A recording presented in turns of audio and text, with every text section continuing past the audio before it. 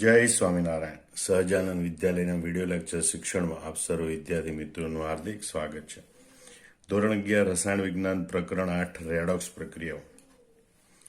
સ્પર્ધાત્મક ઇલેક્ટ્રોન વિનિમય પ્રક્રિયાઓ સમજાવો. અથવા તેમ કહેવાય કે રેડોક્સ પ્રક્રિયામાં ઇલેક્ટ્રોન વિનિમયની સ્પર્ધાત્મકતા સમજાવો. બરોબર.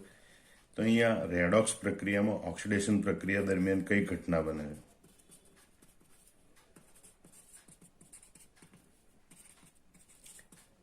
પ્રક્રિયામાં ભાગ લેતી સ્પીસીઝ દ્વારા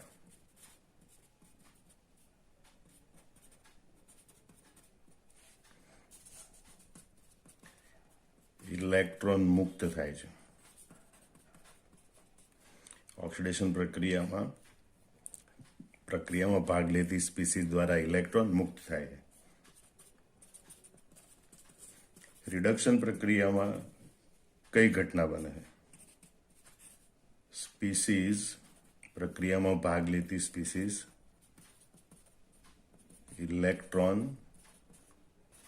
સ્વીકારે છે. બરોબર. અહીંયા સ્પીસીઝ એટલે અણુ, પરમાણુ કે આયન. હવે જુદી જુદી સ્પીસીઝની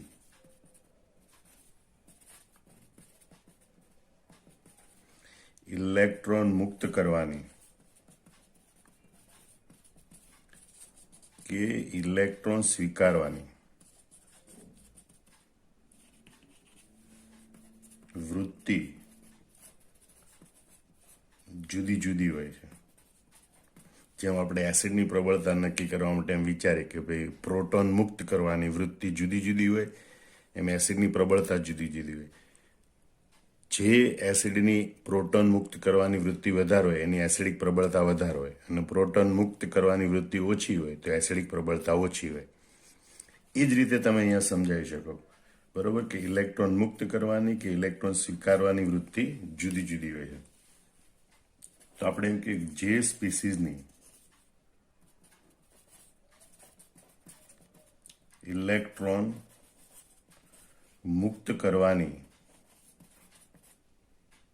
વૃત્તિ વધારે હોય તેની ઓક્સિડેશન પામવાની વૃત્તિ વધારે હોય.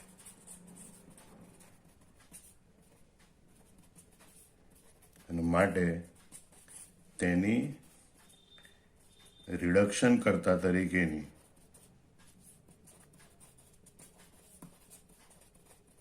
પ્રબળતા વધારે હોય છે. આ એક વાત ધ્યાન રાખજો. જે સ્પીસીઝની ઇલેક્ટ્રોન મુક્ત કરવાની, કારણ કે ઇલેક્ટ્રોન મુક્ત કરવાની પ્રક્રિયા એટલે ઓક્સિડેશન પામવાની પ્રક્રિયા. તો જે સ્પીસીઝની ઇલેક્ટ્રોન મુક્ત કરવાની વૃત્તિ વધારે હોય તો એમ કહેવાય કે ભાઈ તેની ઓક્સિડેશન પામવાની વૃત્તિ વધારે હોય. જે ઓક્સિડેશન પામે એ રિડક્શન કરતા તરીકે વર્તે તો એમ કહેવાય કે એની રિડક્શન કરતા તરીકેની પ્રબળતા વધારે હોય છે.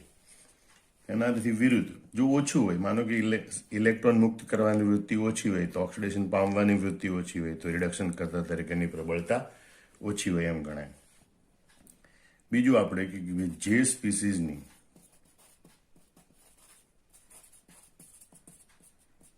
ઇલેક્ટ્રોન સ્વીકારવાની વૃત્તિ વધારે હોય, બરોબર, તેની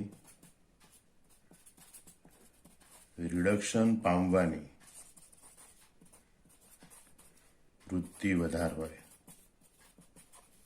બરોબર, અને માટે તેની ઓક્સિડેશન કરતા તરીકેની પ્રબળતા વધારે હોય.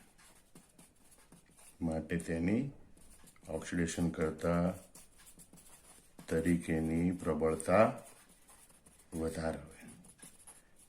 તો જે ઇલેક્ટ્રોન મુક્ત કરવાની કે સ્વીકારવાની વૃત્તિ વધારે કે ઓછી હોવી, બરોબર, એને ઇલેક્ટ્રોન વિનિમયની સ્પર્ધાત્મકતા કહેવાય. એને આપણે કેટલાક પ્રયોગો દ્વારા સમજવાનો પ્રયત્ન કરીશું. તે પહેલા આપણે આટલી બાબત ફરીથી ઝડપથી પુનરાવર્તિત કરી લઈએ. ઓક્સિડેશન પ્રક્રિયા એટલે સ્પીસીઝ દ્વારા ઇલેક્ટ્રોન મુક્ત થાય અથવા તો ઇલેક્ટ્રોન મુક્ત કરવાની પ્રક્રિયા. રિડક્શન પ્રક્રિયા એટલે રિડક્શન પ્રક્રિયામાં સ્પીસીઝ એ ઇલેક્ટ્રોન સ્વીકારે છે. અહીંયા સ્પીસીઝ એટલે કે ઘટક તરીકે અણુ, પરમાણુ કે આયન હોઈ શકે. હવે જુદી જુદી સ્પીસીઝની ઇલેક્ટ્રોન મુક્ત કરવાની કે ઇલેક્ટ્રોન સ્વીકારવાની વૃત્તિ જુદી જુદી હોય, એટલે કે ઓક્સિડેશન પામવાની કે રિડક્શન પામવાની વૃત્તિ જુદી જુદી હોય. જે સ્પીસીઝની ઇલેક્ટ્રોન મુક્ત કરવાની વૃત્તિ વધારે હોય તેની ઓક્સિડેશન પામવાની વૃત્તિ વધારે હોય, માટે તેની રિડક્શન કરતા તરીકેની પ્રબળતા વધારે હોય. એનાથી વિરુદ્ધ જે સ્પીસીઝની ઇલેક્ટ્રોન સ્વીકારવાની વૃત્તિ વધારે હોય, બરોબર, એની રિડક્શન પામવાની વૃત્તિ વધારે હોય એમ કહેવાય, માટે તેની ઓક્સિડેશન કરતા તરીકેની પ્રબળતા વધારે છે એમ કહેવાય. હવે એ માટેનો આપણે પહેલો પ્રયોગ જોઈએ. એક બીકરમાં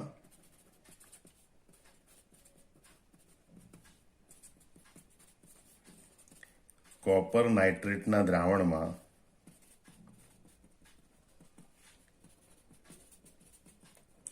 ચોક્કસ વજન કરેલો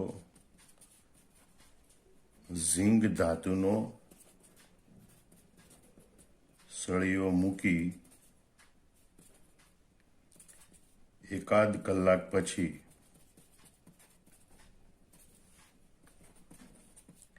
તેનું અવલોકન કરવામાં આવે છે. બસ પ્રયોગ આટલો જ છે. બીકર લેવાનું, કોપર નાઇટ્રેટનું દ્રાવણ નાખવાનું, ઝીંક ધાતુનો સળિયો મૂકવાનો, વજન કરેલું, પહેલાં વજન કરી લેવાનું ઝીંક ધાતુના સળિયાનું, એ સળિયો મૂકવાનો, પછી દ્રાવણને પડ્યું રહેવા દેવાનું, એકાદ કલાક પછી એનું અવલોકન કરવાનું. તો અવલોકન કરતા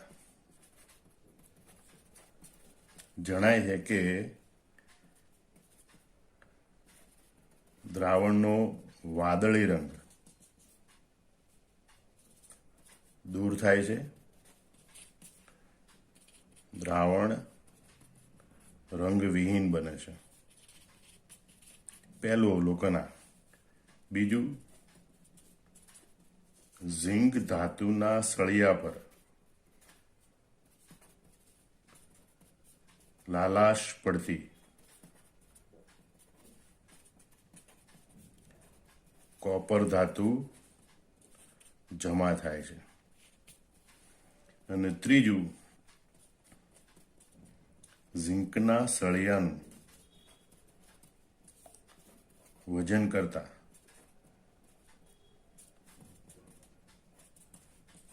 તે ઘટેલું માલુમ પડે છે.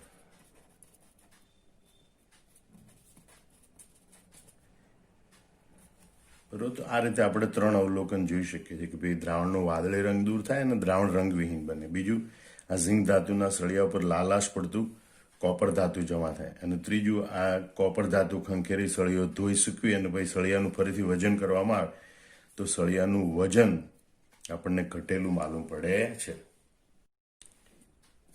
અહીં Cu2+ કોપર નાઇટ્રેટમાંથી ઉત્પન્ન થતા Cu2+ આયનને લીધે દ્રાવણનો રંગ વાદળી હોય છે. બરોબર, તો કે જે આ પ્રયોગ છે એની સમજૂતી આપણે કેવી રીતે આપીશું કે ભાઈ Cu2+ આયનને લીધે દ્રાવણનો રંગ વાદળી હોય છે, પણ વાદળી રંગ દૂર થાય છે અને ઝિંકના સળિયા પર કોપર ધાતુ જમા થાય છે. બરોબર, એ પરથી એમ સમજાવી શકાય છે અથવા તેમ કહેવાય કે એ દર્શાવે છે કે Cu2+ આયન એ કોપર ધાતુમાં રૂપાંતર પામે છે. બીજું આપણે જોઈએ કે ભાઈ ઝિંકના સળિયાનું વજન ઘટે છે અને છેલ્લા બીકરમાંથી થોડું દ્રાવણ કસનળીમાં લઈ Na3 વડે આલ્કલાઇન બનાવી H2S વાયુ પસાર કરતા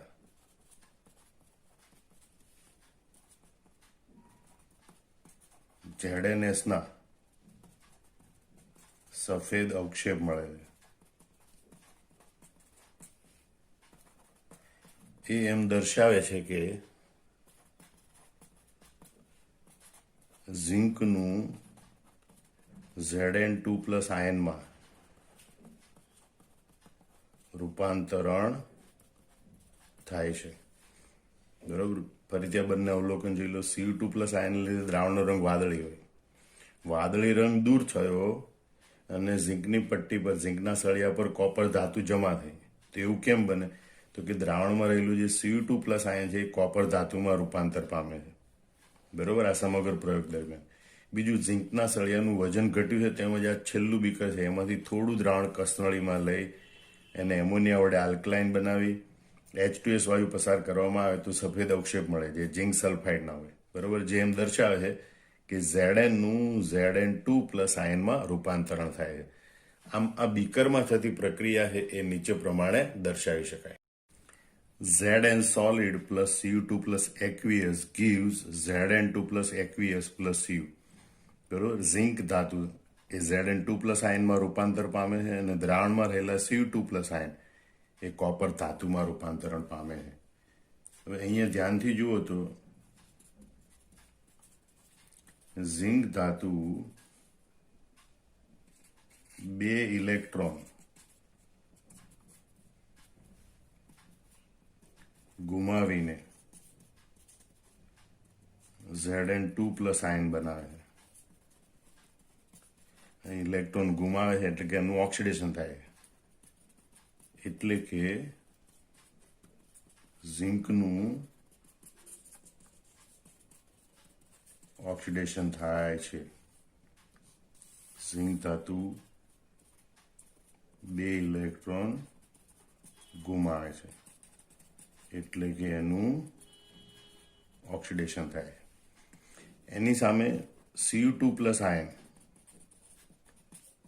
ઝીંકે ગુમાવેલા તે 2 ઇલેક્ટ્રોન સ્વીકારીને કોપર ધાતુમાં રૂપાંતર પામે છે. બરોબર, એટલે કે અહીંયા ઇલેક્ટ્રોન સ્વીકારે એટલે રિડક્શન કહેવાય, એટલે કે Cu2+ આયનનું રિડક્શન થાય. બરોબર, કોપર ધાતુ છે એ 2 ઇલેક્ટ્રોન સ્વીકારે છે એટલે કે એનું રિડક્શન થાય છે. આ પ્રક્રિયાનું આ રીતે અર્થઘટન કરી શકાય. મતલબ કે આ પ્રયોગમાં જે ઘટના બને છે એમાં ઇલેક્ટ્રોનની દ્રષ્ટિએ આ ઘટના બને. ઝીંક ધાતુ 2 ઇલેક્ટ્રોન ગુમાવે, Zn2+ આયન બનાવે એટલે કે ઝીંકનું ઓક્સિડેશન થાય છે. આ પ્રયોગમાં Cu2+ આયન 2 ઇલેક્ટ્રોન સ્વીકારે છે, કોપર ધાતુમાં રૂપાંતર પામે છે એટલે કે Cu2+ આયનનું રિડક્શન થાય. હવે બીજો પ્રયોગ એ આનાથી આપણે વિપરીત પ્રયોગ જોઈએ. આ બીજા પ્રયોગમાં એક બીકરમાં ઝીંક સલ્ફેટનું રંગવિહીન દ્રાવણ લે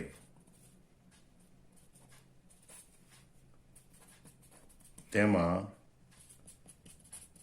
કોપર ધાતુનો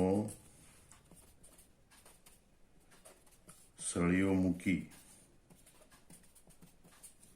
એકાદ કલાક પછી તેનું અવલોકન કરવામાં આવે છે. તો અવલોકન કરતા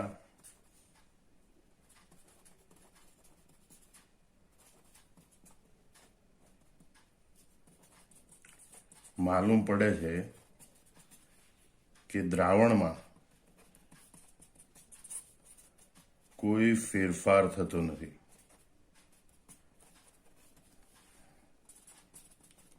છેલ્લે બીકરમાંથી થોડું દ્રાવણ કસનળીમાં લઈ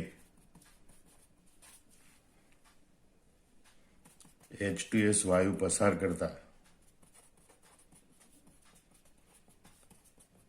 કાળા અવક્ષેપ મળતા નથી, જે દર્શાવે છે કે કોપર ધાતુનું Cu2+ માં રૂપાંતરણ થયું નથી. જો દ્રાવણમાં Cu2+ આયનની હાજરી હોય તો H2S સાથે પ્રક્રિયા કરી અને Cu2S ના કાળા રંગના અવક્ષેપ આપે. બરોબર, અહીંયા કાળા રંગના અવક્ષેપ મળતા નથી, જે દર્શાવે કે કોપર ધાતુનું Cu2+ માં રૂપાંતરણ થયેલું નથી. આમ આ જે પ્રક્રિયા આપેલી છે એની વિપરીત પ્રક્રિયા, એટલે કે દ્રાવણમાં રહેલા Zn2+ એક્વિયસ અને કોપર ધાતુ જો એની વચ્ચે પ્રક્રિયા કરવામાં આવે તો આ પ્રક્રિયા થતી નથી. ફરીથી આ પ્રયોગ સમજી લો. એક બીકરમાં ઝિંક સલ્ફેટનું રંગવિહીન દ્રાવણ લઈને એમાં કોપર ધાતુનો સળિયો મૂકીને 1 કલાક પછી એનું અવલોકન કરવાનું. તો અવલોકન કરતા માલુમ પડે છે કે આ દ્રાવણમાં કોઈ ફેરફાર થતો નથી, રંગ પણ એવો ને એવો રહે છે અને કોપર ધાતુનો સળિયો પણ એમના રહે છે. વળી છેલ્લા બીકરમાંથી થોડું દ્રાવણ લઈ કસનળીમાં લઈને એમાંથી H2S વાયુ પસાર કરવામાં આવે તો કાળા રંગના અવક્ષેપ મળતા નથી. બરોબર, જેમ દર્શાવે છે કે કોપર ધાતુનું Cu2+ આયનમાં સહેજ પણ રૂપાંતરણ થયું નથી. કારણ કે જો Cu2+ આયન હોય તો એ સલ્ફાઇડ આયન સાથે પ્રક્રિયા કરી કોપર સલ્ફાઇડના કાળા રંગના અવક્ષેપ આપે. બરોબર, એવું અહીં બનતું નથી. એનો મતલબ એમ કે કોપર ધાતુમાંથી Cu2+ આયન સહેજ પણ બનેલો નથી. એટલે કે દ્રાવણમાં રહેલા Zn2+ આયન અને આ કોપર ધાતુનો સળિયો એની વચ્ચે કોઈ પ્રક્રિયા થતી નથી. હવે આ બંને પ્રયોગોનું જે પરિણામ આવ્યું એના ઉપરથી આપણે શું તારણ તારવી શકીએ? પ્રયોગ 1નું પરિણામ એ છે કે ઝિંક ધાતુ Cu2+ આયન સાથે પ્રક્રિયા કરી Zn2+ આયનમાં રૂપાંતર પામે છે અને કોપર ધાતુ મુક્ત કરે છે. જ્યારે પ્રયોગ 2નું પરિણામ એમ દર્શાવે છે કે કોપર ધાતુ એ Zn2+ આયન સાથે પ્રક્રિયા કરતી નથી. બરોબર, તો આ પરિણામો પરથી તારવી શકાય કે ઝિંકની ઇલેક્ટ્રોન મુક્ત કરવાની વૃત્તિ કોપર કરતા વધારે. એટલે હકીકતમાં તો આમ કહેવાય કે Zn2+ યુગ્મ, આને રેડોક્સ યુગ્મ કહેવાય. કારણ કે Zn માંથી ઇલેક્ટ્રોન ગુમાવીને શું બનશે? Zn2+. એટલે Zn2+ યુગ્મની ઇલેક્ટ્રોન મુક્ત કરવાની વૃત્તિ એ Cu2+ યુગ્મની ઇલેક્ટ્રોન મુક્ત કરવાની વૃત્તિ કરતા વધારે છે. માટે પ્રયોગ 1 છે એ શક્ય બને છે, પ્રયોગ 2 એ શક્ય બનતો નથી. ટૂંકમાં બંને પ્રયોગ પરથી આપણે આટલા નિર્ણય પર આવી શક્યા કે ઝિંકની ઇલેક્ટ્રોન મુક્ત કરવાની વૃત્તિ એ કોપર કરતા વધારે હોય. એનાથી ઊંધું પણ વિચારી શકાય કે કોપરની ઇલેક્ટ્રોન સ્વીકારવાની વૃત્તિ એ ઝિંકની ઇલેક્ટ્રોન સ્વીકારવાની વૃત્તિ કરતા વધારે હોય છે. હવે આપણે ત્રીજો પ્રયોગ જોઈએ. તો ભાઈ આ પ્રયોગમાં સિલ્વર નાઇટ્રેટના એટલે કે AgNO3ના રંગવિહીન દ્રાવણમાં કોપર ધાતુનો સળિયો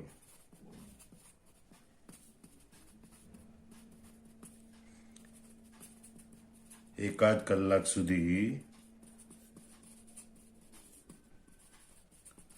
મૂકી રાખવામાં આવે છે. તો કઈ ઘટના બને, કયું અવલોકન જોવા મળે? તો પહેલા તો જે કે ભાઈ શરૂઆતમાં દ્રાવણ વાદળી રંગનું બને અથવા તો આ વાદળી રંગનું બનવાની શરૂઆત થાય.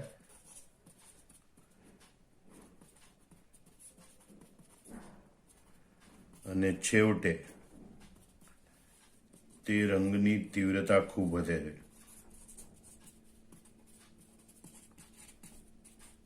બરોબર. હવે Cu2+ આયનને લીધે વાદળી રંગ હોય છે. Cu2+ આયનને લીધે વાદળી રંગ હોય છે. બરોબર. જે એમ દર્શાવે છે કે કોપર ધાતુ, સળિયામાંની કોપર ધાતુ એ Cu2+ આયનમાં રૂપાંતર પામે છે. બીજું અવલોકન કે ભાઈ કોપર ધાતુના સળિયા પર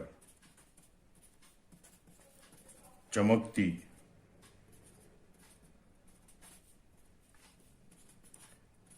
સિલ્વર ધાતુ જમા થાય છે. અહીં કોપર ધાતુના સળિયા પર ચમકતી સિલ્વર ધાતુ જમા થાય છે, જે એમ દર્શાવે છે કે Ag+ આયનનું, દ્રાવણમાં રહેલા Ag+ આયનનું સિલ્વર ધાતુમાં રૂપાંતરણ થાય છે. બરોબર. માટે આ પ્રક્રિયા આવી રીતે દર્શાવી શકાય કે ભાઈ કોપર ધાતુ છે એ Cu2+ આયનમાં રૂપાંતર પામે, 2 ઇલેક્ટ્રોન ગુમાવીને. તો 2 ઇલેક્ટ્રોન સ્વીકારવા માટે 2 Ag+ આયનો, બરોબર, એ 2 સિલ્વર ધાતુના પરમાણુમાં રૂપાંતર પામે છે. એટલે દ્રાવણમાં આ પ્રક્રિયા જોવા મળે છે. હવે માનો કે આનાથી વિપરીત પ્રક્રિયા કરવામાં આવે, એટલે કે કોપર નાઇટ્રેટના દ્રાવણમાં સિલ્વર ધાતુનો સળિયો મૂકવામાં આવે, બરોબર. તો વિપરીત પ્રક્રિયા એટલે કે 2Ag સોલિડ પ્લસ Cu2+, બરોબર. તો આ પ્રક્રિયા શક્ય બનતી નથી. જેમ પહેલા અને બીજા પ્રયોગમાં આપણે જોયું હતું કે ભાઈ ઝિંક ધાતુ અને Cu2+ આયન વચ્ચેની પ્રક્રિયા શક્ય બને છે, બરોબર. પણ ઝિંક આયન Zn2+ આયન અને કોપર ધાતુ વચ્ચેની પ્રક્રિયા શક્ય બનતી નથી. એમ અહીંયા કોપર ધાતુ અને સિલ્વર આયન વચ્ચેની પ્રક્રિયા શક્ય બને, પણ કોપર આયન અને સિલ્વર ધાતુ વચ્ચેની પ્રક્રિયા શક્ય બનતી નથી. આ પરિણામ દર્શાવે છે કે કોપરની ઇલેક્ટ્રોન મુક્ત કરવાની વૃત્તિ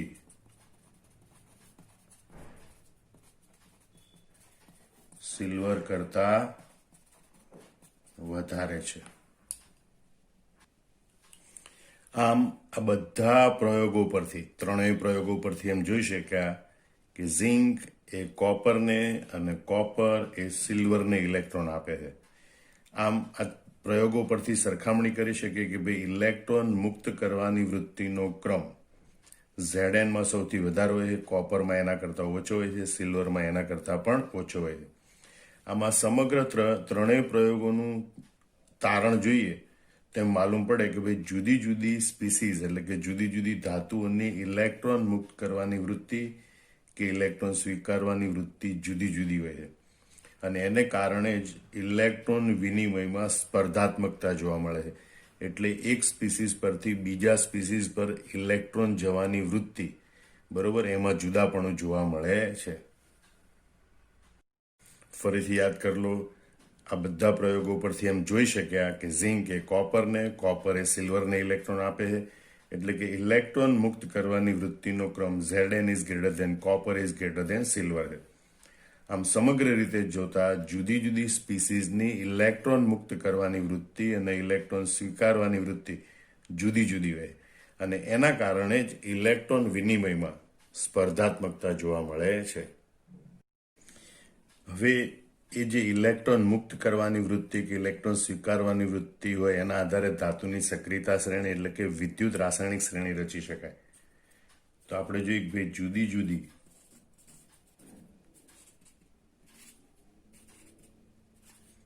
ઘણી ધાતુઓની ઇલેક્ટ્રોન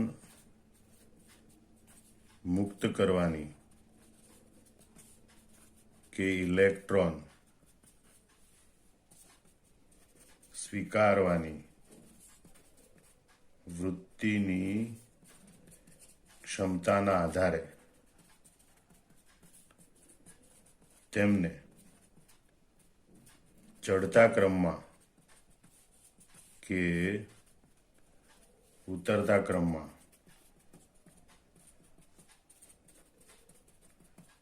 ગોઠવવામાં આવે તો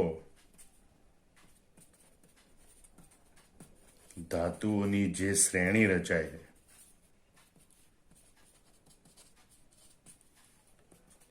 તેને ધાતુ સક્રિયતા શ્રેણી અથવા વિદ્યુત રાસાયણિક શ્રેણી કહે છે. બરોબર. જુદી જુદી ધાતુ હોય એની આપણે હમણાં જ પ્રયોગો પરથી જોયું કે ઇલેક્ટ્રોન મુક્ત કરવાની કે ઇલેક્ટ્રોન સ્વીકારવાની વૃત્તિ જુદી જુદી હોય. હવે એની માપવા માટેની એક ચોક્કસ પદ્ધતિ છે. પદ્ધતિના આધારે જો આપણે જુદી જુદી ધાતુઓની ઇલેક્ટ્રોન મુક્ત કરવાની કે ઇલેક્ટ્રોન સ્વીકારવાની વૃત્તિની જે ક્ષમતા હોય એના આધારે આપણે એને ચડતા ક્રમમાં કે ઉતરતા ક્રમમાં ગોઠવીએ તો ધાતુઓની એક શ્રેણી રચાય, જેને ધાતુ સક્રિયતા શ્રેણી અથવા તો વિદ્યુત રાસાયણિક શ્રેણી કહે છે. આવી એક શ્રેણી છે, યાદ રાખવાનો પ્રયત્ન કરજો. લીક બકાના મોગલી, મોગ અલી, બરોબર, ઝીણકર ફેંકુડી, કોની ટીનલેડ,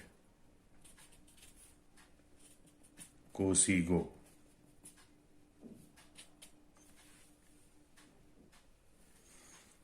લી એટલે લિથિયમ, ક એટલે કે પોટેશિયમ, બ એટલે બીએ, કા એટલે સીએ, ના એટલે એને, મોગ એટલે એમજી, અલી એટલે એલ્યુમિનિયમ, ઝીણ એટલે ઝેડએન, કર એટલે સીઆર, ફે એટલે એફઈ, કુડી એટલે સીડી, કો એટલે સીઓ, ની એટલે એનઆઈ, ટીન એટલે એસએન, લેડ એટલે પીબી. બરોબર. કો એટલે કોપર, સી એટલે સિલ્વર, ગો એટલે ગોલ્ડ. આમ આખી શ્રેણી છે. એમાં લિથિયમની ઇલેક્ટ્રોન મુક્ત કરવાની વૃત્તિ સૌથી વધારે. ત્યાર પછી ગોલ્ડ તરફ જઈએ એમ ઇલેક્ટ્રોન મુક્ત કરવાની વૃત્તિ સતત ઘટતી જાય. બરોબર. તો આ એક શ્રેણી છે જે વિદ્યુત રાસાયણિક છે, જે તમે યાદ રાખી શકો અને આની ઉપરથી ઘણા બધા એમસીક્યુ પણ આપણે તૈયાર કરી શકીએ છીએ. ફરીથી જોઈ લો. લી, ક, બ, કા, ના, મોગ અલી, ઝીણકર ફેંકુડી, કોની ટીનલેડ, કોસી ગો, કોપર સિલ્વર ગોલ્ડ. બરોબર. Lithium potassium, barium calcium sodium, magnesium aluminium મોગલી, ઝીણકર ઝીંક ક્રોમિયમ, ફેંકુડી આયરન કેડમિયમ કોની cobalt nickel, tin lead S N P B, કોસીગો કોપર સિલ્વર ગોલ્ડ. તો આ એક જાણીતી ધાતુ સક્રિયતા શ્રેણી છે અથવા તો વિદ્યુત રાસાયણિક શ્રેણી છે, જે તમારે આવી રીતે યાદ રાખવાનો પ્રયત્ન કરવાનો. હવે આપણે જોઈએ કે ગેલ્વેનિક કોષ અથવા વિદ્યુત રાસાયણિક કોષ, જો કે એના વિશે વિસ્તારપૂર્વક ધોરણ 12માં ભણવાનું છે, તેમાં થોડું ઘણું આ પ્રકરણને અંતે ભણવાનું છે. અત્યારે ખાલી આપણે એટલી માહિતી આપીએ કે આ જે જુદી જુદી ધાતુની ઇલેક્ટ્રોન મુક્ત કરવાની વૃત્તિ જુદી જુદી છે, બરોબર, એના આધારે આપણે ગેલ્વેનિક કોષની રચના કરી શકીએ, જે રાસાયણિક ઉર્જાનું વિદ્યુત ઉર્જામાં રૂપાંતર કરે છે. તો અહીં આપણે લખી શકીએ કે વિભિન્ન એટલે કે જુદી જુદી ધાતુઓ વચ્ચે થતી ઇલેક્ટ્રોન મુક્ત કરવાની સ્પર્ધા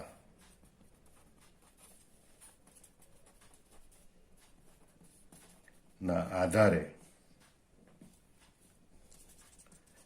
આપણે એવો કોષ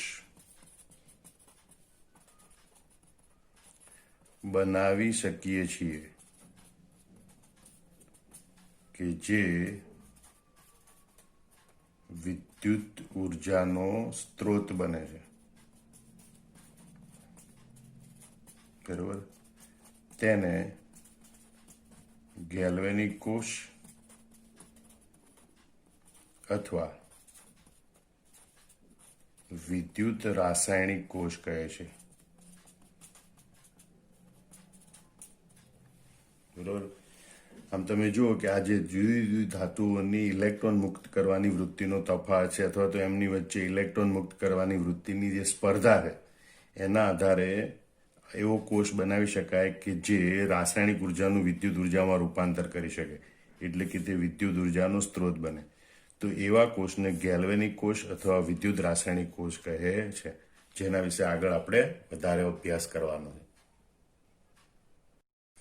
આપણે અન્ય એક પ્રયોગ જોઈએ કે ભાઈ નિકલ સલ્ફેટના દ્રાવણમાં કોબાલ્ટ ધાતુનો સળિયો ગોઠવી દ્રાવણને મૂકી રાખવામાં આવે છે. બરોબર. તો અહીં એમ કહેવાય કે ભાઈ દ્રાવણનો લીલો રંગ આછો થતો જાય છે અને તેમાં ગુલાબી રંગ બનતો જાય છે. હવે એમ થવાનું કારણ એ છે કે નિકલ સલ્ફેટમાં જે Ni2+ આયન છે, બરોબર, એ લીલો રંગ ધરાવે છે.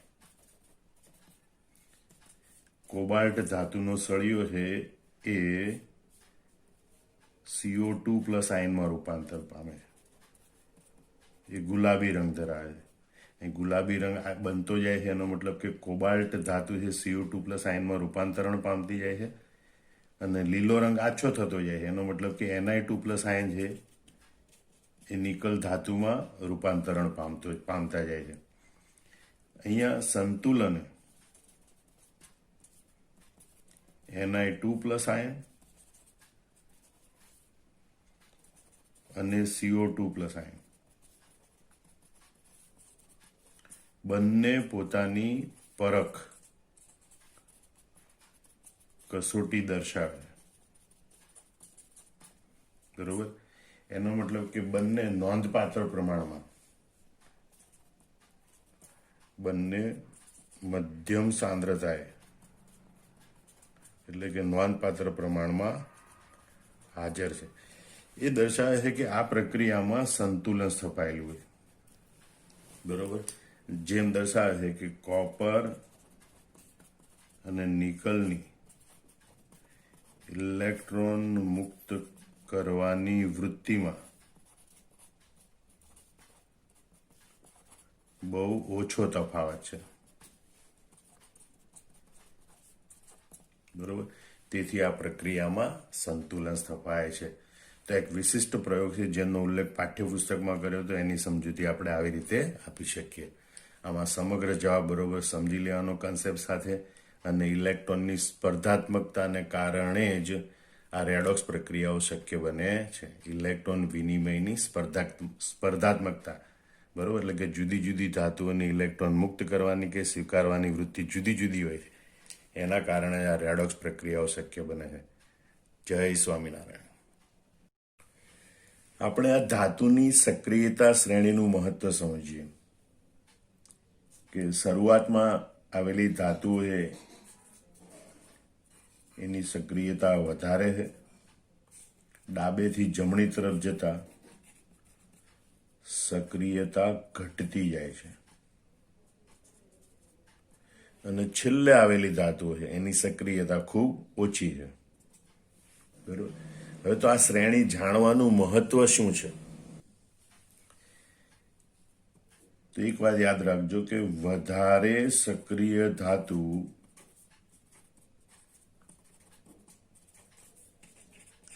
ઓછી સક્રિય ધાતુને તેના ક્ષારના દ્રાવણમાંથી મુક્ત કરી શકે. વધારે સક્રિય ધાતુ એ વધારે પ્રબળ રિડક્શન કરતા છે. બરોબર. એટલે એનું પોતાનું ઝડપથી ઓક્સિડેશન થાય, એ ઝડપથી ઓક્સિડેશન કરવાની ક્ષમતા ધરાવે છે. એટલે બીજી રીતે આપણે એમ કહેવાય કે ભાઈ શરૂઆતમાં આવેલી ધાતુ વધારે સક્રિય ધાતુ અથવા તો પ્રબળ રિડક્શન કરતા ધાતુ, બરોબર, એ ઓછી સક્રિય ધાતુના એટલે કે ઓછા રિડક્શન કરતી ધાતુના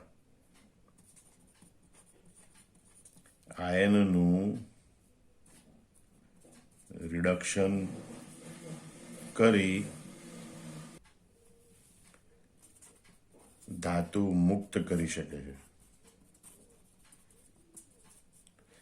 દાખલા તરીકે આપણે એક ઉદાહરણ લઈએ. લોખંડની ડોલમાં કોપર સલ્ફેટ અને ઝિંક સલ્ફેટનું દ્રાવણ ભરવામાં આવે.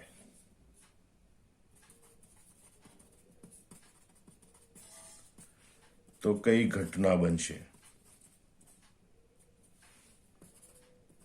અથવા તો એમ કહેવાય શું અસર થશે? બરાબર, લોખંડની ડોલમાં કોપર સલ્ફેટનું. તો તમે સક્રિયતા શ્રેણી જો યાદ રાખી હોય તો તમે જુઓ લોખંડની પરિસ્થિતિ. લોખંડ એ ઝિંક સલ્ફેટમાંના ઝિંક કરતા ઓછું સક્રિય છે, પણ કોપર કરતા એ વધુ સક્રિય છે. બરોબર, એટલે લોખંડની આપણે વાત કરીએ તો લોખંડની ડોલ છે એ ધાતુ છે. એ આ ઓછી સક્રિય ધાતુ છે એના ક્ષારના દ્રાવણમાંથી ધાતુ તરીકે મુક્ત કરી શકે. એટલે Fe એટલે અહીંયા આપણે કહીએ લોખંડની ડોલ. એની અંદર જે કોપર સલ્ફેટનું દ્રાવણ ભરેલું છે એમાં રહેલો Cu2+ આયન. તો અહીં લોખંડ એ વધારે સક્રિય ધાતુ છે.